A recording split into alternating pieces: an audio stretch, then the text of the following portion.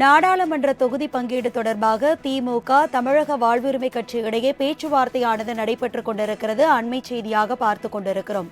இது தொடர்பான விரிவான விவரங்களை செய்தியாளர் ஷெலினா வழங்க கேட்கலாம். ஷெலினா, விவரங்கள் என்ன பகிர்ந்துக்குங்க?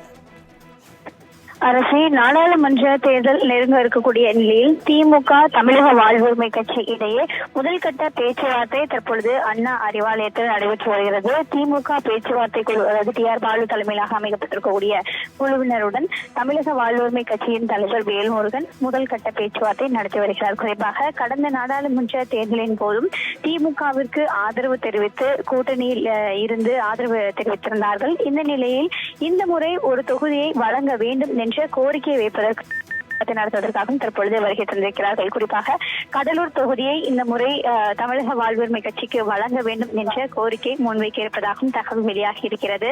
அதே போல திமுகவுடன் இந்த முதல் கட்ட பேச்சுவார்த்தை என்பது தற்பொழுது நடைபெற்று வருகிறது. பேச்சுவார்த்தையின் இறுதியில் தான் கடலூர் தொகுதி என்பது தமிழக வாழ்வுரிமை கட்சிக்கு வழங்கப்படுமா அல்லது இந்த முறையும் ஆதரவு தான் தெரிவிக்கிறார்களா என்பது தொடர்பான விவரங்கள் தெரியவரும்.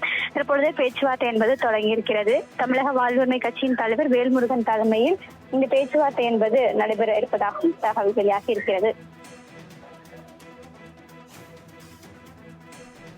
விவரங்களுக்கு நன்றி ஷெலினா.